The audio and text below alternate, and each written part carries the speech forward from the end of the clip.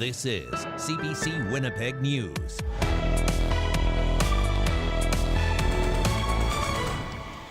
Good evening. Thank you for joining us. Another person in a mental health crisis has been shot and killed by Winnipeg police.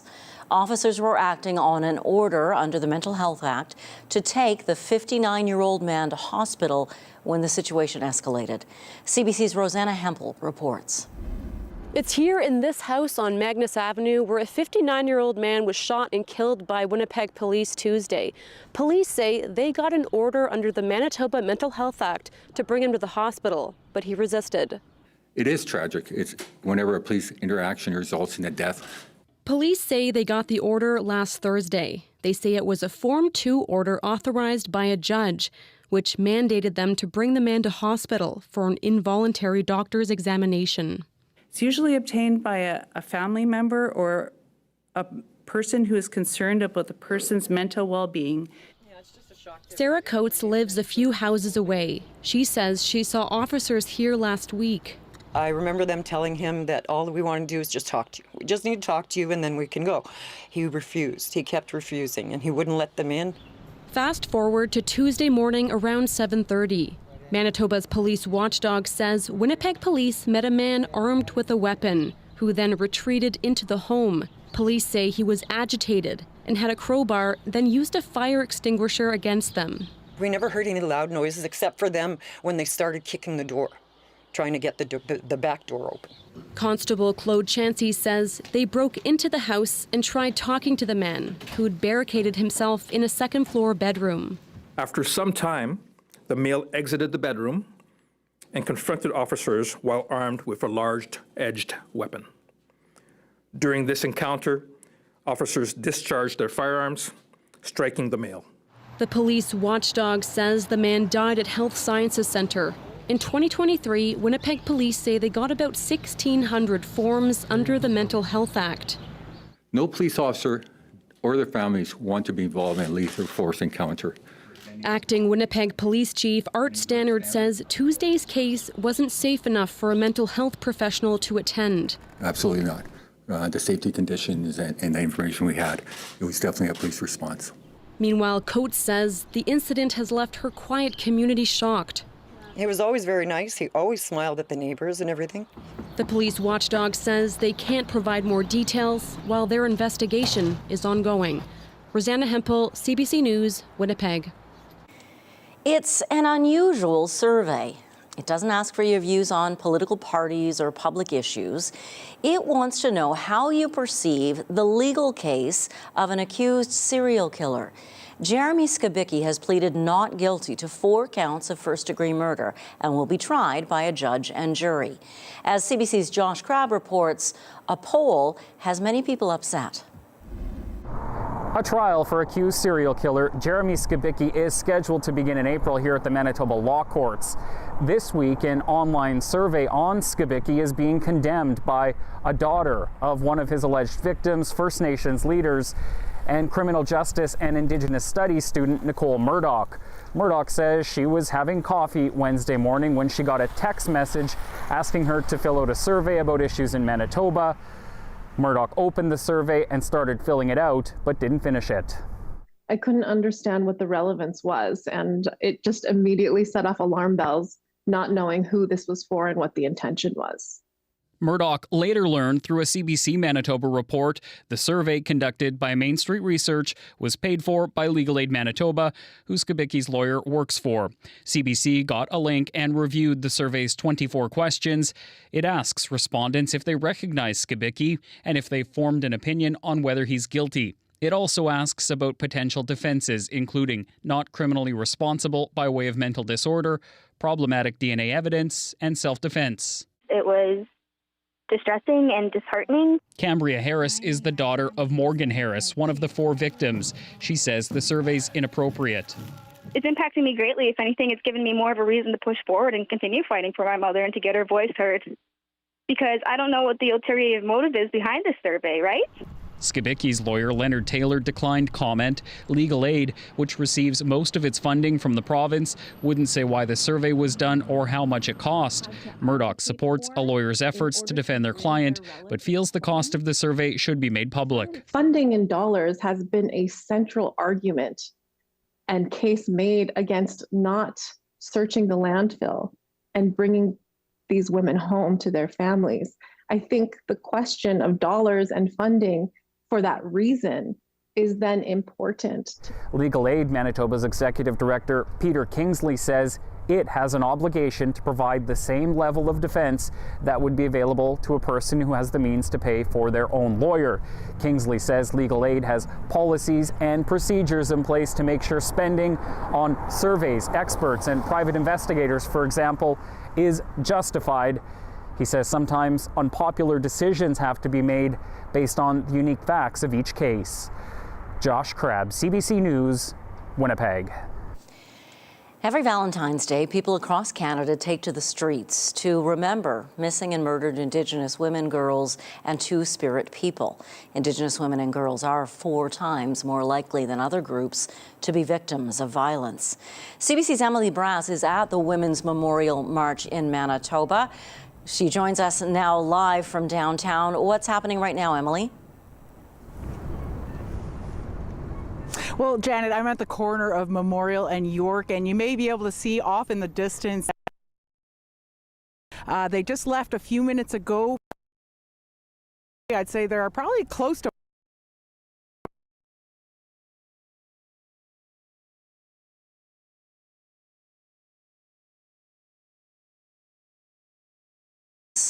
with Emily. We're going to see if we can get that fixed and be back to her in just a moment. A 20-year-old man was stabbed on a Winnipeg transit bus last night and is now recovering in hospital. It happened around 8:45. Investigators say another man on the bus was hurling racial slurs at the victim, who was threatened and then assaulted. The bus stopped at Osborne Station, where both the victim and the suspect got off the bus, and the suspect ran off. Someone called police. When officers arrived, they used a chest seal on the victim. He was taken to hospital in critical condition, but has since been upgraded to stable. The suspect is described as 20 to 30 years old with a slim build. Anyone with information about what happened is asked to contact police or Crime Stoppers. A silica sand mine valued at $900 million got a ringing endorsement today from the provincial government. Now, this mine is along the east side of Lake Winnipeg, a different project than the silica proposal in southeastern Manitoba, which has been generating controversy. As the CBC's Ian Fraser reports, the project endorsed today is expected to create close to 300 jobs. It's a snowy field now, but this spot north of Selkirk may soon hold the only patterned solar glass manufacturing facility anywhere in North America. The city's mayor is bullish on the possibility. This green initiative will be to Manitoba what oil and gas was to Alberta in the past.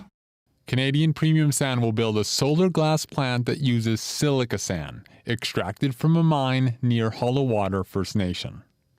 The plant will create the glass needed to build solar panels. The government says a pair of environmental appeals against the company's plans have been dismissed. We're here today to say yes to CPS. The project is expected to create 250 jobs in Selkirk and 30 more in Hollow Water First Nation. The company's CEO is thrilled. It was great to see the support from the government of Manitoba and their enthusiasm, quite frankly. Years ago, the company wanted to use silica sand for fracking, but it changed course when oil prices plunged. A protest camp was set up after the original proposal was announced. The leaders of Camp Morningstar say they're disappointed by the province's decision and continue to have environmental concerns. The mining of the silica sand is expected to start this summer, while the construction of the manufacturing facility, which will be built behind me, will start next year. Now that all the licensing and government approvals are in place, all that's needed is the money. Ian Fraser, CBC News, Selkirk. International students in Manitoba say they want the same health care as everyone else. The Canadian Centre for Policy Alternatives released a report today. It includes stories from students who've paid out of pocket for services normally covered by Manitoba Health.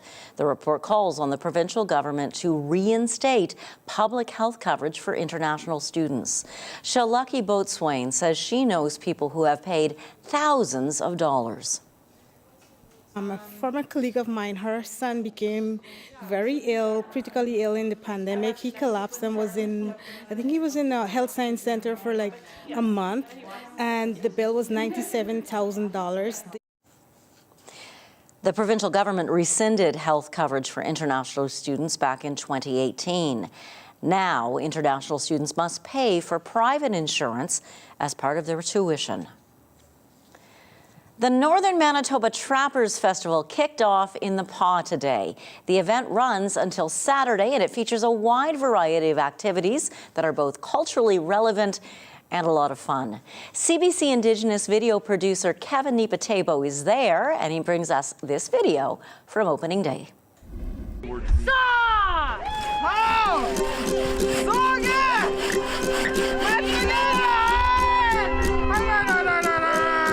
The Northern Manitoba Trappers Festival started in 1948. Such a great way to come and see how the North was actually how people lived in the North.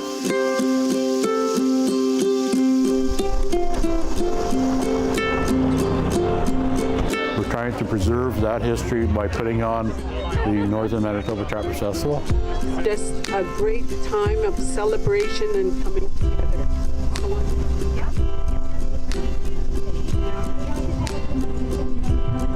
Who's here tonight? I am here running for the Fur Queen pageant with these beautiful ladies. It is the 77th annual year and we are celebrating.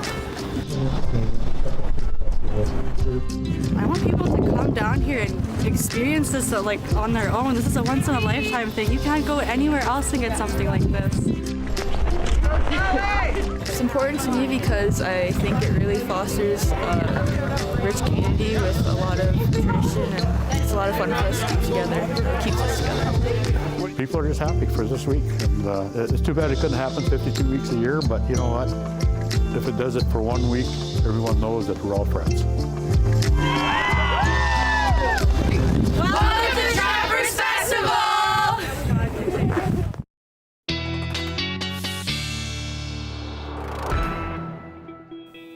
How fantastic. They're going to have so much fun in the Pas for Trappers Festival. I hope they have good weather. Let's check on the forecast with Ethan Williams.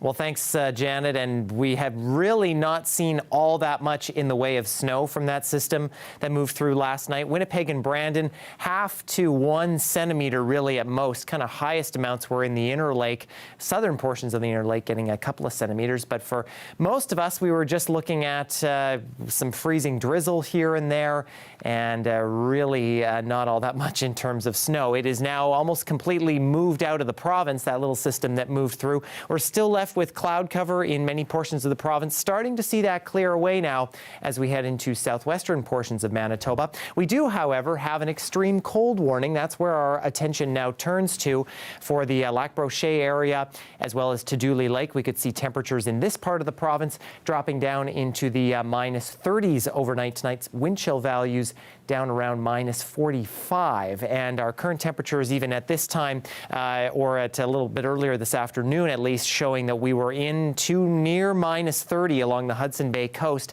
and that cold air dropping southward with temperatures approaching minus 10 in portions of southern Manitoba. So here's how things play out. That low pressure system beginning to move away in the overnight hours. High pressure brings down that colder air, and it also begins to clear us out over the next couple of days. In the Winnipeg area, I think we'll finally see some clearing and maybe some periods of some light snow or flurries as we head through the day tomorrow. Our next system that we're watching moves in later as we head into Friday. Now, in terms of snowfall accumulations through the province, we're really only looking tonight for another 1 to 2 centimeters in eastern sections. Much of that will be falling throughout portions of northwestern Ontario. Bit breezy at times, especially in Winnipeg and the Red River Valley. Overnight tonight, tomorrow we should start to see those winds diminish. They're picking up a little bit again, though, as we head into Friday after that high pressure moves out. So temperature overnight dropping down to -15. That's where we'll be around 8 a.m., but we should get some clearing by then.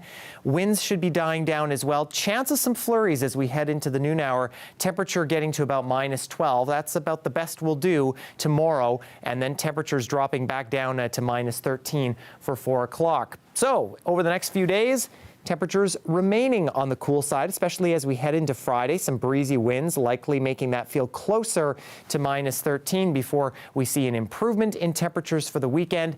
Some sunshine also coming out as well as we head into the beginning of next week, Janet. Pretty much seasonal for this time of year. Thanks so much, Ethan. This is turning out to be a rough week for the Winnipeg Football Club and its longtime fans. 2 Blue Bomber greats from an era that was hugely successful for the team, the late 50s and early 60s, died yesterday. Jerry James was such a phenomenal athlete. He not only played for the Bombers as a kicker and a running back, he also laced up his skates and played for the Toronto Maple Leafs. According to the Winnipeg Football Club, he is the only person to suit up for both the Grey Cup and the Stanley Cup in the same season. He went on to coach hockey in Switzerland and Saskatchewan. He died Tuesday at 89. Ken Plain also died that day. He played 11 seasons with the Bombers. He was originally from Iowa, but fell in love with Winnipeg and made it his home. His jersey, number 11, is one of only 3 numbers retired by the Winnipeg Football Club. Paul Robson is a former assistant manager of the Winnipeg team and a former teammate of Kenny Plain. Thank you for joining us tonight. Thanks very much.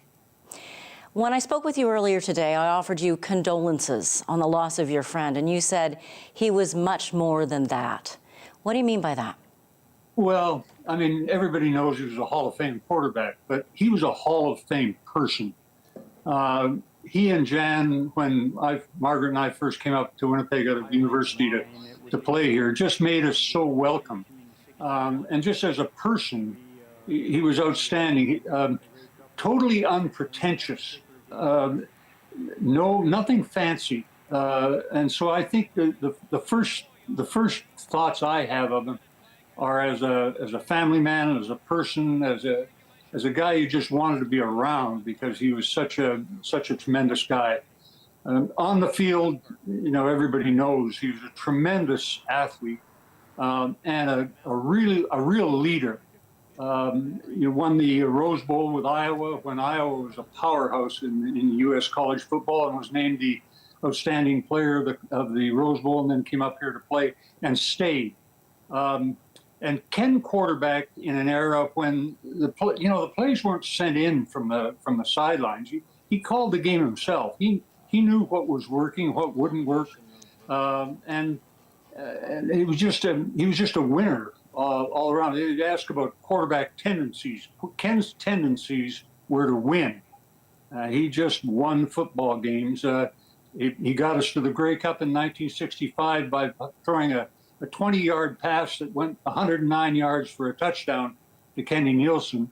And he and Ken had scouted out the defensive back, knew he'd bite on the out route, and then Kenny turned it up and Plain threw him the ball. 20 yards, went for 109 and a touchdown and a trip to the Grey Cup. So he had a tendency to win. He had a tendency to be called the ultimate Blue Bomber as well. I guess it's for all those wonderful character reasons you just named. Yeah, you know, today there's all this talk about leadership. Ken was a consummate leader. He wasn't a rah-rah leader. He was just a guy that you absolutely did not want to disappoint. As a player and as a teammate with him, you wanted to do everything you could to the best of your ability because you knew he was giving it all and would make things happen and get us a win. And you never wanted to disappoint him. And I think that's the great thing about leadership. They set a standard that you all want to achieve, and Ken was the standard. Paul Robson, thank you so much for sharing your memories with us. You're welcome. A Super Bowl celebration in Kansas City turned deadly this afternoon. Several people were shot. Thousands had gathered there to celebrate the team's win. We'll bring you the latest on the story after the break.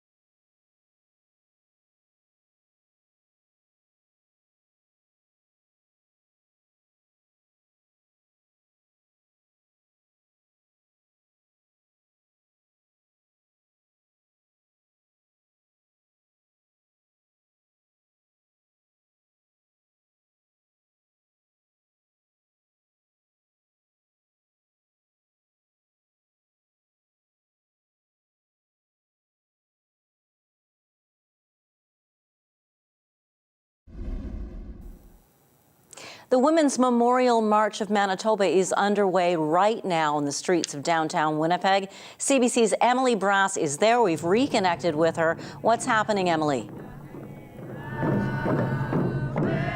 Well, Janet, right now we're outside the Winnipeg Art Gallery, and there are a lot of people gathered playing drums, singing.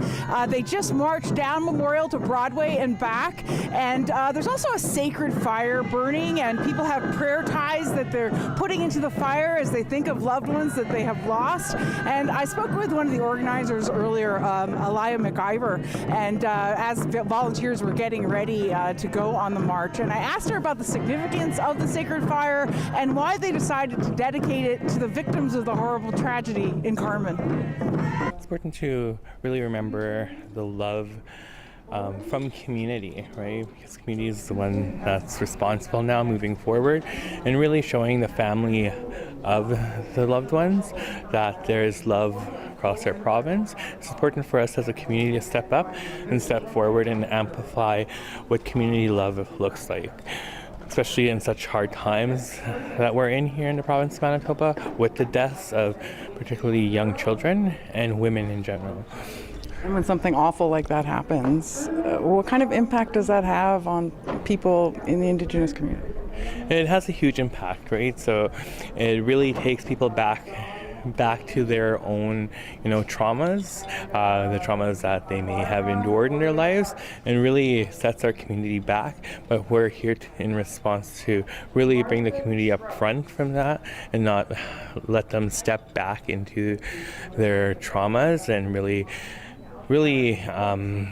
helping them navigate moving forward, and really helping the community and the province navigate forward as we move collectively from this tragedy, and hoping that we're not here again in the next week or months or years to come. And speaking of that trauma, one of the components this year is healing. How are the loved ones of missing and murdered Indigenous women, girls, and Two-Spirit people being supported this time? So we have a bunch of stakeholders around the table. So one of the important pieces was not to reinvent a wheel that was already created. So what we did was we just built around and really built that safety harness net underneath families. So throughout the evening, as you can see, we have gift bags here that they will be going home with, and particularly everybody that's in attendance will be going home with a gift package to really take care of themselves as they leave after, just walking in heaviness, right? Not only in heaviness, but walking in love and commitment for change. And then we also have a buffalo dancer that will be coming, two actually buffalo dancers to heal our peoples, in response also to buffalo women, the unidentified women in our province right now. So they reached out, and we're more than willing to come and really heal our families and our community. I think there's even been some individual sessions for people who wanted them, right? Yeah, so we have counselor supports here with SCO, MKO. So if people are having a hard time, we have elders, they'll be accessible. And overall, it's just a place to come, settle, and really find some sort of formality of, healing, and not only healing, but moving forward. And really not reminiscing and being stuck in that place of hurt. And Janet, you can smell the sage in the air, you can hear the drumming and the wonderful smell of sage. And you might have noticed that some of the people are carrying butterfly-shaped signs, and each has a name of a victim of the missing and murdered Indigenous women, girls, and Two-Spirit people. And I was talking with Alea McIver about that, and she said she did some research, and she managed to find 275 names of victims in Manitoba alone, and that's just since 1969. So sadly, she thinks there are probably a lot more. Janet? That is a sad statistic. Thank you so much, Emily. CBC's Emily Brass reporting live tonight. The Kansas City Chiefs victory parade was marred by violence today. Thousands of people had gathered to celebrate the team's recent Super Bowl win when shots rang out. The Associated Press is saying one person has been killed and at least 22 injured. Among the injured, 8 children.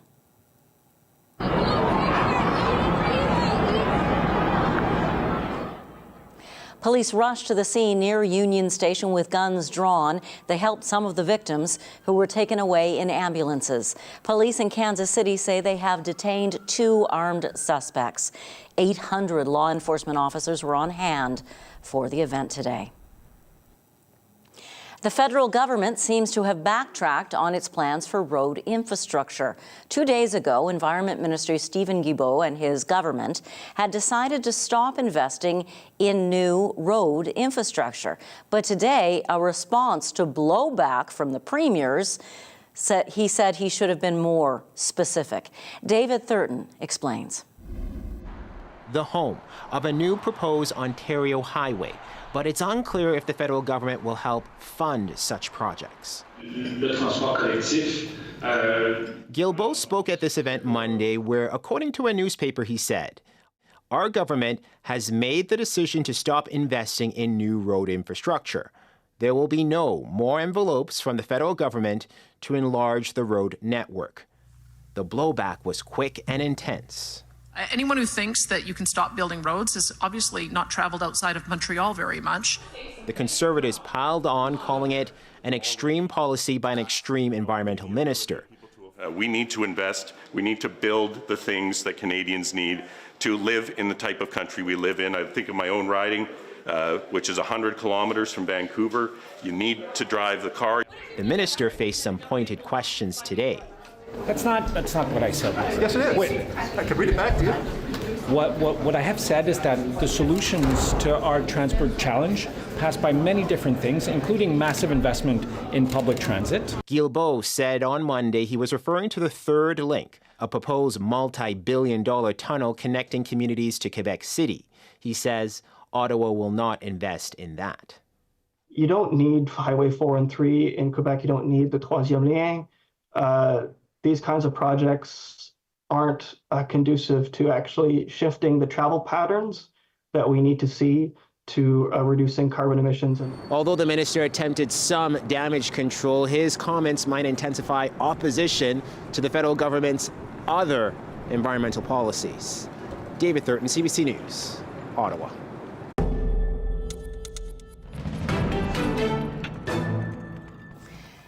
NATO defense ministers gathered in Brussels to discuss the next phase of military support for Ukraine.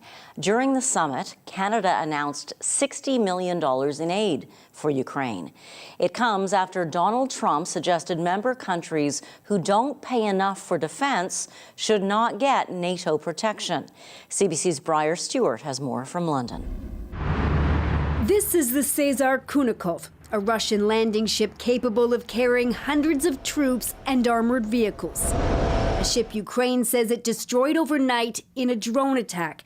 The Kremlin would not comment on those claims, but it appears to be the latest strike on Russia's Black Sea Fleet, one area where Ukraine is having some success.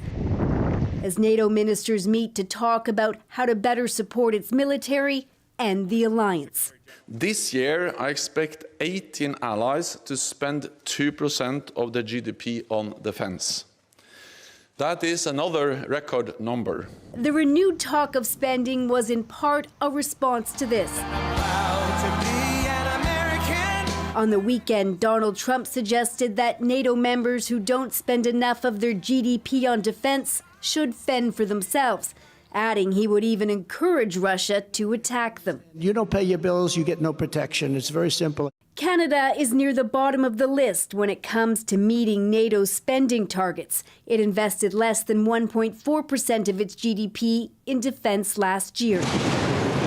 But in Brussels, Defense Minister Bill Blair announced another $60 million to train Ukrainian pilots to fly F-16 fighter jets. I think we need to judge our allies, and particularly for Canada, the United States, on its long history and track record of being there for global peace. Defense experts say what the war in Ukraine has shown is that NATO countries need to step up their military production.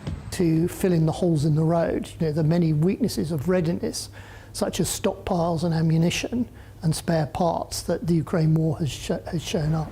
Ukraine says it's so short of ammunition it has started rationing. A multi-billion-dollar aid package which would supply more has passed through the U.S. Senate, but it's still hung up in the Republican-controlled House. Briar Stewart, CBC News, London.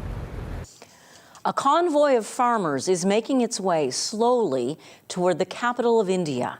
The protesters want the government to make good on a promise to pay more for their crops, but they've been stalled by security forces well outside New Delhi. CBC's Salima Shivji has the latest. For the second day in a row, tear gas burst through the crowd where hundreds of farmers have gathered. Some 200 kilometers away from India's capital. The tension high as police make their presence known. We were pushing forward when officers attacked us and hit us with small plastic bullets, Lakhvir Singh says. The farmers here seething as they try to make it to the capital to demand a better price for their crops. Delhi is heavily fortified with razor wire and cement blocks set up at several border crossings that ring the capital area, and a major police presence to stop the farmers from advancing. Police are using everything at their disposal. Even drones deployed to drop tear gas grenades on the protesters. Look how peaceful we, the farmers, are, this union leader says, and still the police are using drones to attack us. A counterattack from farmers who resorted to kite flying to push back the drones, the strings capable of damaging the machines. And still the siege continues. It harkens back to a few years ago when hundreds of thousands of farmers camped out near Delhi and forced the Modi government to back down on 3 controversial agricultural laws. Similar issues are still simmering. The farmers here want the minimum floor price of crops to be guaranteed. They also want a government promise to double the income of farmers fulfilled. In an election year where India's Prime Minister Narendra Modi likely does not want to pick a fight with farmers, a key voting bloc, police are out in force, with calls from union leaders for a wider disruption on Friday. The farmers stalled but defiant. Salima Shivji, CBC News, Delhi. For the second time in less than 2 weeks, a major winter snowstorm is pounding parts of Atlantic Canada. Serves my brother-in-law right for complaining that he never gets to use his snowblower. We'll have more on the story and your Manitoba forecast after the break.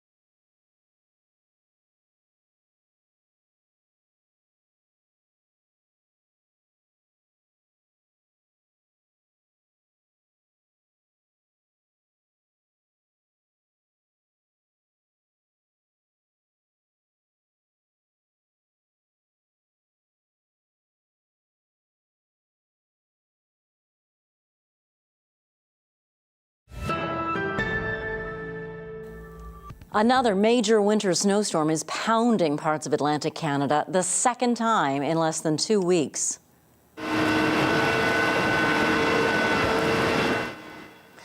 Storm warnings are still in effect for much of Newfoundland and coastal Labrador. Heavy snowfall and high winds closed schools today, universities and government offices. Some areas are expecting up to 60 centimeters of snow by the time it all ends late tomorrow. In some areas, like around St. John's, it's turned to rain and ice pellets. Storm warnings also remain in effect in parts of Nova Scotia. About 35 centimeters of fresh snow has fallen on Cape Breton and also in the Halifax area. Some schools are shut down. Delays and cancellations have been reported at the airport.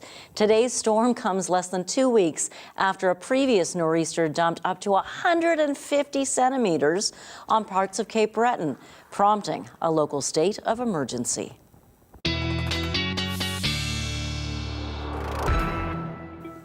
Wow, that is a lot of wet, heavy snow, but it is not going to happen here.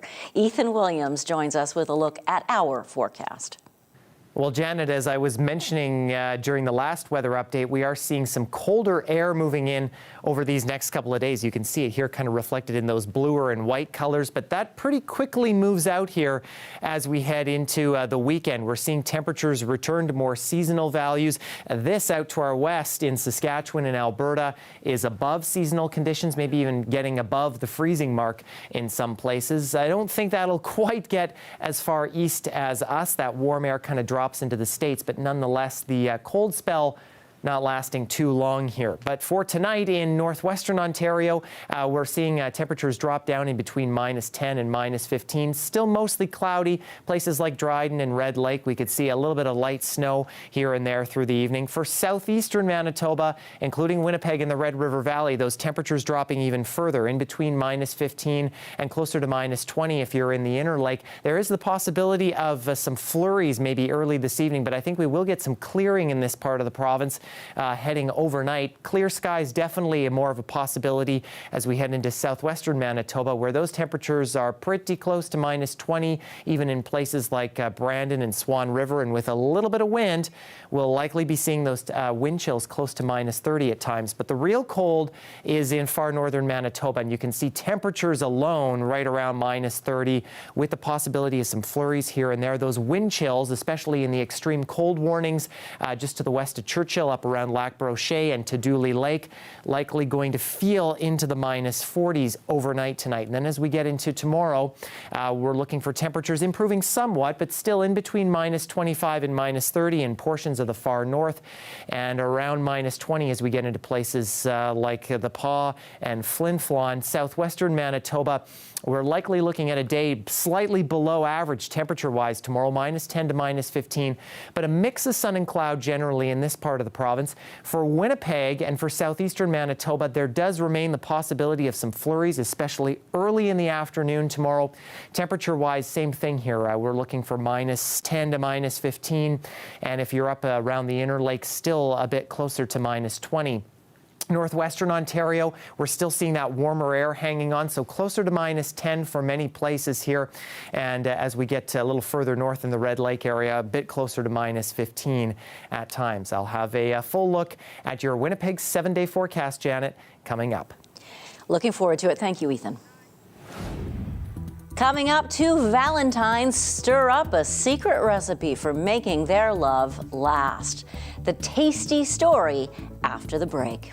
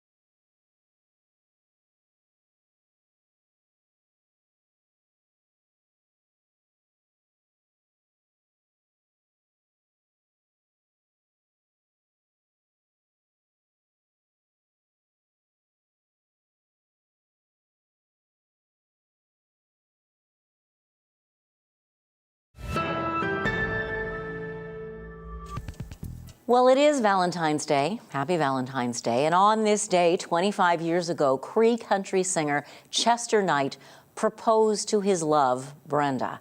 After all that time, the couple may have a secret recipe for a happy life.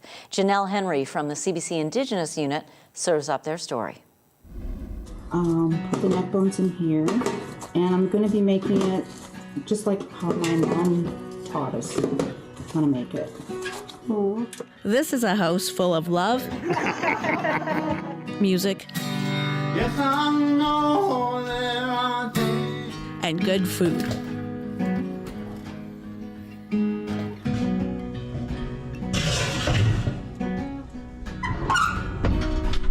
Sausage in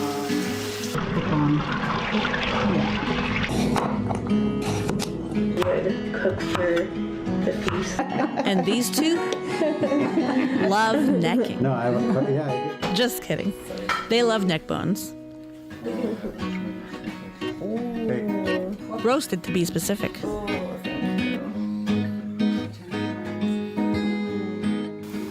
Can you taste the onion soup mix on there? I don't know. I don't think so. I can't tell the difference, honestly. All I know is it's good. You're not supposed to taste it. Then I made it right.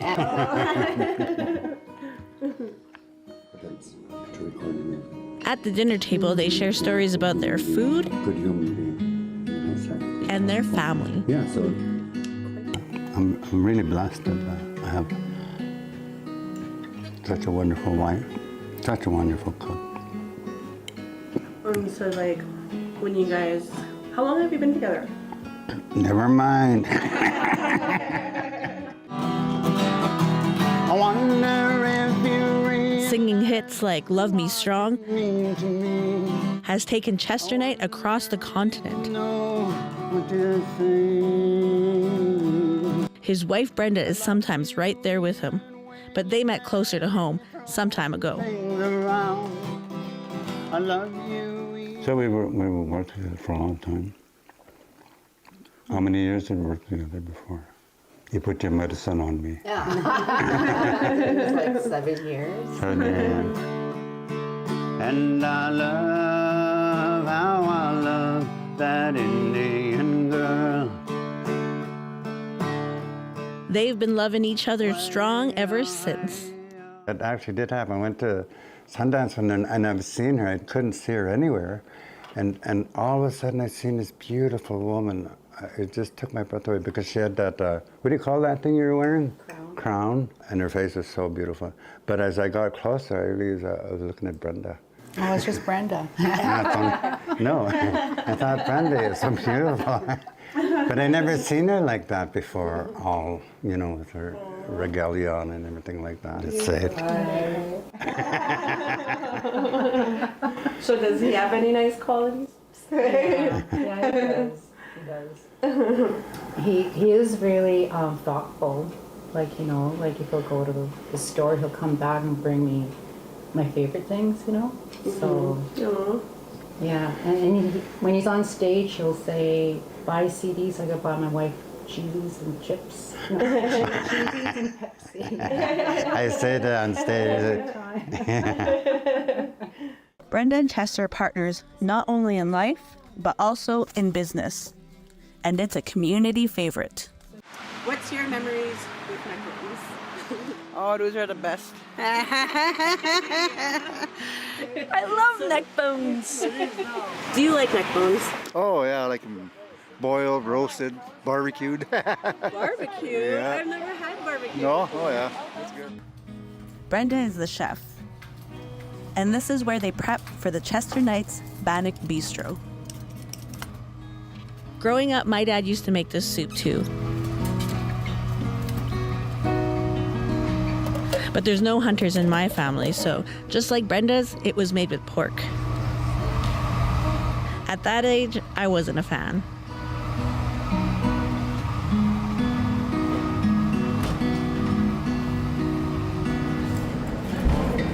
The lucky recipients of Brenda's neckbone soup today is the Gordon Oaks Red Bear Student Center, They get lunch catered every week. Ogi ma, some might say, which actually means holy ever good. And it is good. Because for students from remote First Nations who move here for school, Brenda and her food makes them feel closer to home. Good shot of the neck bones, yeah.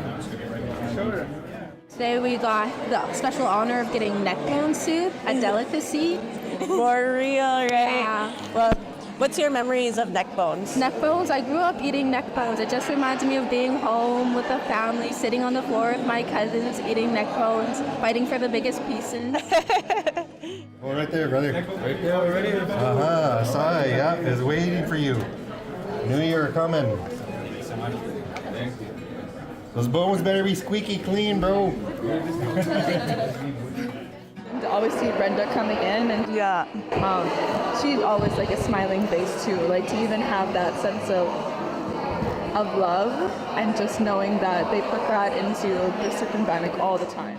A good one. Nice to meet you too. Okay, so what we're gonna do is serve.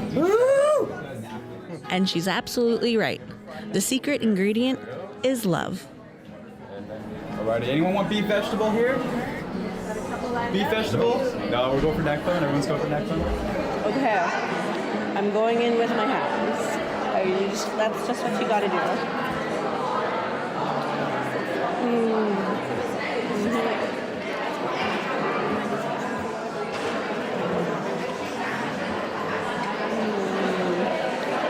Boy, I'm lucky. So, do you guys normally like celebrate Valentine's Day? Duh. Yeah, it was. Yeah. Teasing is a big part of their relationship too. But after so many years together with a big blended family of 7 kids with kids of their own, their jibes at each other land pretty softly. But Chester did start off with doing like simple little things, you know. But something would happen and I'd move him to another thing. Like first it was a grill, and then a deep fryer, and then I tried the till. So now he's just a greeter. Why did you tell that story?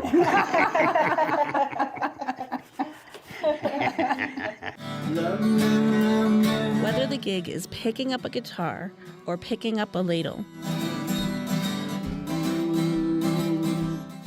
whether it's on the road and on tour or in the kitchen, they're gonna keep doing it together.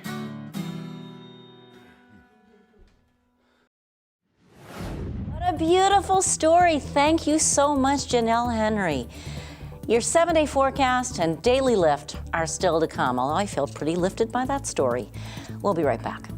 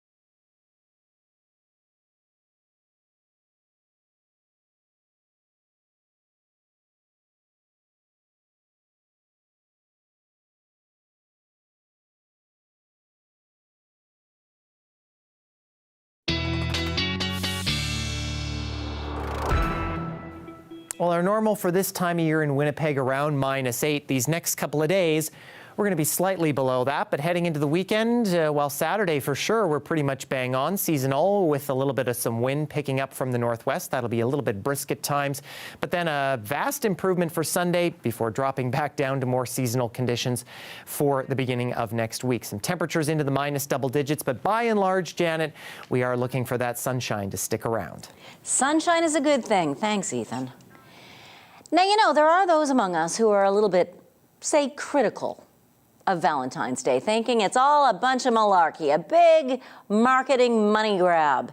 If you are one of those people who think the hearts and flowers are all a bit sickening sweet, then this Daily Lift is for you.